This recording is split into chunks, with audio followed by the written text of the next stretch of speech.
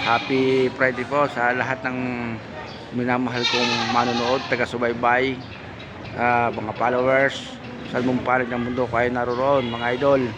Ngayon po ay Biyernes uli, July 25, 2025 po.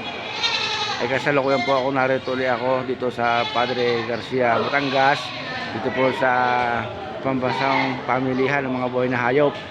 Sa hindi po nakakaalam, dito po dinadala po ang lahat ng uri ng hayop na nanggagaling sa buong Pilipinas po. Yun po ay mga pangkatay, mga alagayin tulad po ng kambing, baka, kalabaw, kabayo at iba pa po. Sa ngayon po, narito po ako dito sa Kambingan area. Ay ngayon po ay kakuntihan dating na kambing. Nandito lang po ako sa building ng istakan ng mga kambing yun ang galing sa iba't ibang probinsya tulad ng Quezon, Bicol Region, Mindoro, Norte. Makikita po ninyo kakunti po ngayon ng kambing. Sadya pong ganito po ang panahon kapag po ganitong tag-ulan, bagyuhan, kakunti po ang mga dumarating na hayop. Kakunti rin po mga negosyante ang dumadataya. Makikita naman po ninyo. Yan, tingnan ninyo. Nakakatuwa. Pero nakakatuwa rin ho, hindi naman ho nauubusan. Yan ho ninyo. Kahit ho nilalamig ang kambing, eh, narito pa rin ho sa paradahan. Dito sa Padre Garcia. Yan ho ninyo. Oh. Saka ho, sa ganito pong panahon, tagtumal po talaga ngayon ang bintahan ng mga katayang hayop dahil Agosto po, alam naman po nyo, kasabi ng Agosto, ina-Agosto, tag-hirap daw. Pero ang totoo noon, wala akong kasi ng okasyon. Hindi katulad po nung summer na maraming okasyon. Yan. Ito po mga kambing na ito po ay lahat ay kalimitan sa katayan na, sa katayang punta. Ibig sabihin ito yung mga pangkatay.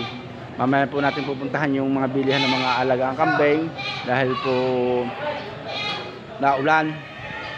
Yung po mga alagaing kambing o mga pambreed, yung po doon sa karsada nila pinaparada. Nakita mo naman ninyo. Tayo ay masaya na pag nakakita tayo ng hayop. Palibasa nga sabi ko sa inyo, sa paghahayop pa na ako lumaki. At yun ang aming hanap buhay, yun ang aming nagkukunan ng source of income. Bagamat sa ngayon, hindi ako masyadong exposed sa pag-aalaga ng hayop dahil ako may ibang hanap buhay. So hindi pa rin po nawawala sa mentalidad ko ang pagmamahal sa mga hayop, pag-aalaga. Minsan pag nauwi ako ng bukid, nag-aalaga pa rin ako ng hayop, nagpapaalaga pag may excess na pera. Kumbaga investment na rin ho yun. Para ho sa akin, napakaganda pong investment ng hayupan kung matututunan nyo. Marami na po ang masisudiyan, nakapagpara ng mga anak, pagpagawa ng bahay, nakabili ng mga property, lalo na po kung kayo magbabay and sell. Makita ninyo. Yun may foreigner pa ho. Sisinsayan ho natin yung dating paradahan ng mga bintahan ng mga alagaing kambing.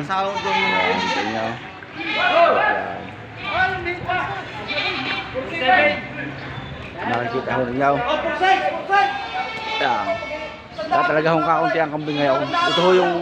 Ito ho yung paradahan ng mga alagaing kambing, mga hybrid. Ito nyo, makikita naman nyo, hawan, malinis, yung area. Kaya madumi lang tingnan dahil tag-ulan. Pero ibig sabihin ko, kaya malinis, wala yung karamihan ng hayop. Makikita ninyo. May barako. Bibintahan sila. Ayan.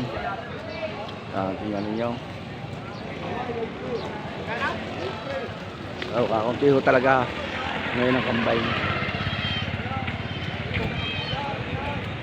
Hawang-hawan ho eh.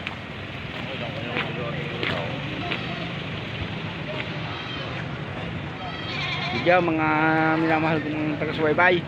At sa susunod na lihong Friday tayo kukuha ng update. Baka humarami ng kambing sa susunod na Friday. Baka hindi na ho naulan. At talaga ho ngayon na ikon ang lakas ng ulan. Buti ho ngayon tumila tila. Yan. Wala ho eh.